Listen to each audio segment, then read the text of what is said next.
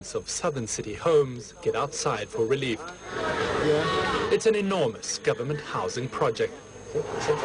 One of 200,000 residents. Wan Chin says she always wanted her own place. Now she can afford it. I feel very comfortable.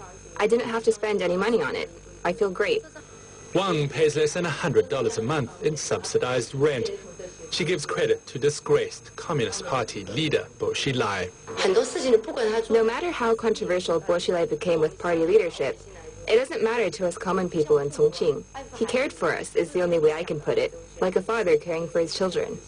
There's subsidized housing throughout China, but Bo did it on a breathtaking scale, impressing migrant entrepreneurs like hairdresser Li Guoqing. With lower commercial rents, Li hired staff and turned a profit. I think, to be honest, Bo Xilai really helped with the improvement of our living standards. Chongqing is a great city to live in.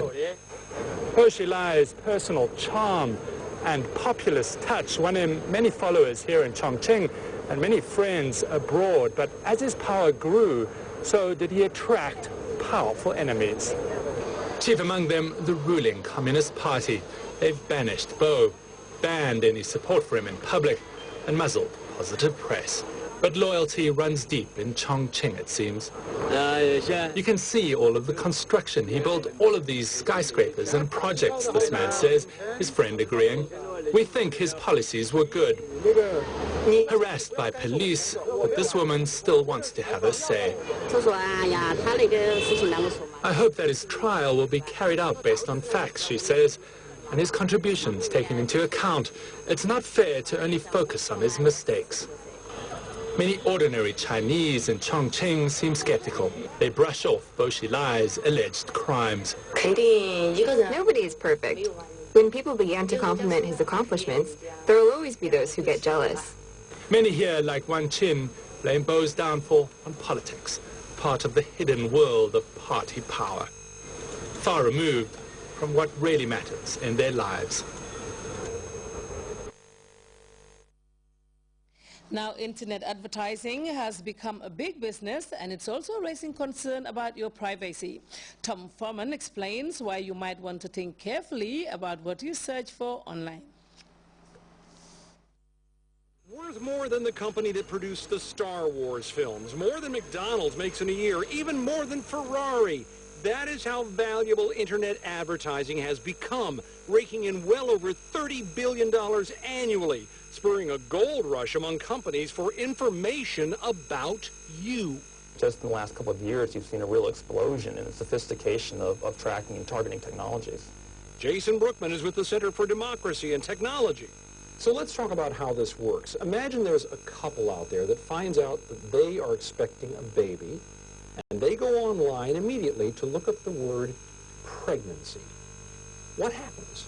Right, so right away they've shared with Google that they're interested in pregnancy, and so they can add that to their profile about me. They serve a lot of ads, and then they start clicking on links. And with every click, powerful marketing companies drop electronic cookies onto our couple's track to record their browsing history, what they looked at and for how long, and how much they spend. Some may even link to the couple's real-world shopping habits, noting that they purchased a home pregnancy test.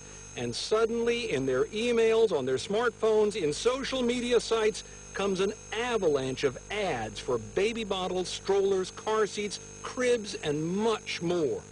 And all of this could happen before this couple even tells their family that they're pregnant. Yeah, there are hundreds of companies in the online advertising game, and they can drop a cookie and say this person's interested in pregnancy. And if you search something more delicate like sexually transmitted disease, infidelity, or escorts, those too would be tracked. And all of this is drawing the attention of the Federal Trade Commission. Consumers may be very concerned if their children's information is tracked in this way. And there are also questions about whether this information is, who it's given to. Can your employer get it? Can your insurer get it and learn about, all your habits? Still, so far, the government is relying on the internet ad industry to control itself, even as it grows steadily better at tracking your every move, purchase, and click. Tom Foreman, CNN, Washington. And before we go, reminder of headlines. Cape Verde's president has dispatched an emissary to Banjul to deliver a special message to President Jammeh and explore possible areas of cooperation between Praia and Banjul. Health and Social Welfare Minister Omar Sy has formally opened the newly constructed Sanatorium Road funded by Trust Bank to the tune of $2.7 million. Syrian government forces have reportedly killed 1,300 people, including children, in an alleged chemical weapons attack on the outskirts of Damascus. And Communist Party officials are gearing up for the trial of the disgraced former Communist Party, Bozilai, on a range of charges. That's all in this edition of the news. Thank you very much for your time, and we'll be back, inshallah, at 2200 hours with more news. Meanwhile, stay tuned and enjoy our programs.